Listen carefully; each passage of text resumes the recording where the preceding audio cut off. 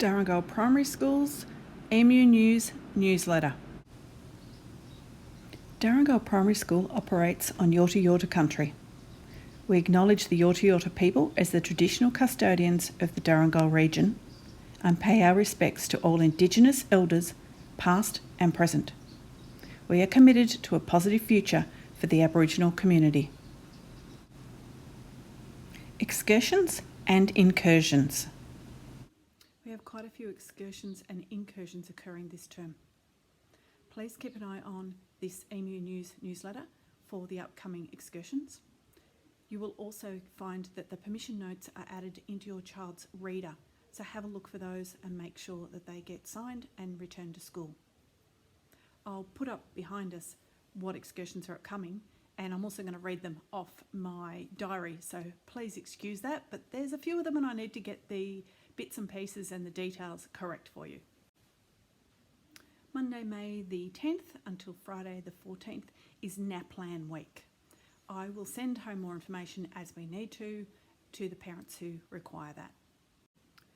Wednesday the 19th of May is National Simultaneous Storytime Day. This year's book is about space and it's been specially written for National Simultaneous Storytime, which has never happened before.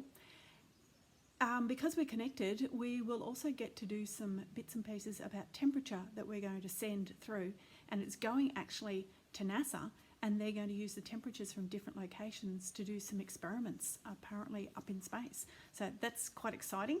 We'll find out a bit more about it as the time comes closer. Friday, May the 28th, we have a Reptile Interaction Day. We're doing reptiles and Italian, which is a bit of a mix, and we're going to One U for that. So as I get a little bit more information, I will send it out to you. On Friday the 18th of June, we're back to One U again. Only this time it's for the Royal Flying Doctor. So I'm not entirely sure what's happening there, but I know some schools actually are able to have the helicopter visit. I don't know whether we are or not. I've only got a date at this stage. I don't have any other details. So as the details come, I will forward them. 22nd of June, we have Life Education with Harold the Giraffe, who most people know, and that's going to be at Waiai. So that will be an early start day and a late finish day. But again, I'll let you know exact times and what to bring and all those good stuff when I know better. It's June, so it's a while away yet. Friday the 25th of June is the last day of term. Just please note that in your diary somewhere. We will have a 2:15 finish at this stage unless something else comes up. Student work. Building domino tracks as part of our STEM project.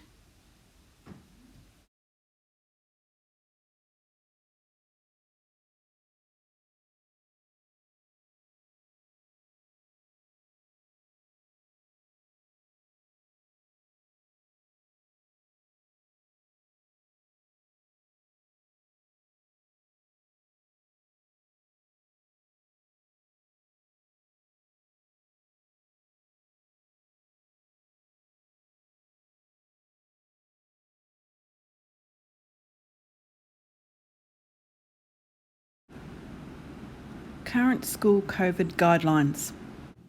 Our new school operations guidelines was launched on the 27th of April.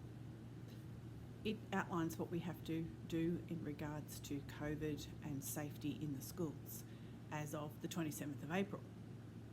I'll try and give you some of the little highlights from it. A lot of things haven't changed, but there's just a few minor ones that the community needs to be aware of. Density limits in schools have been lifted for the most part, except for where we have public areas such as foyers. For us, that really only is the office area, and we have a density limit of 2 people in that area. Now, the 2 people also includes if there was a student in there.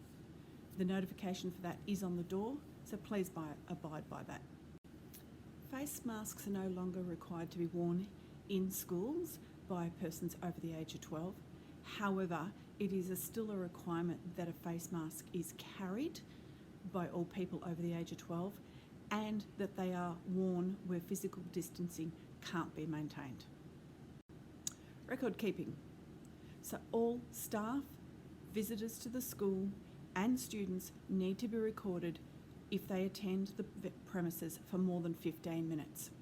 So if you're coming onto the school grounds, be aware that you need to come into the school, go to the kiosk and sign in place. Contact tracing. Now when we attend an excursion or go somewhere, we have to supply the venues with a list of people who attended and their phone numbers. Parents will find that in our permission notes, there's now a new part explaining this to you. If a staff member or student becomes ill while at school and it's COVID symptoms, they are required to return home immediately and are suggested that they get tested for COVID. Other information. Monday the 3rd of May, we've got School Council. So for all School Council members, please look out in your emails. You'll get a webinar link, same as what we've been using, my personal room, so the same one. And I know Joyce has already sent out the agenda for us. If there's anything you need to add to that agenda, can you please let me know by that Monday? Otherwise, it's not going to make our agenda. Book Club, can we please have it back by Wednesday the 5th of May so Joyce can process it and send it away for us. Parent library books. Okay, my parent book for this week that is available for the school families to borrow from the school is The Secret of Healthy Children. Now, the one thing I have found with this book, it is filled with recipes, which is really good, but the recipes come from particular companies. Now, you're going to know which company it is because in the bottom, I'll just find one for you. In the bottom of most of the recipe pages, there is the little icons in the bottom. It's interesting that there's quite a variety because there's also a Tupperware page and a Glad Bake page. Dairy Australia. I haven't found a list in the book that shows all those, but they are on the bottom of the pages. It has got some really great recipes in it. If you would like to borrow this book, get in contact with me and I'll make sure that it gets put into your child's school bag. Our contact details.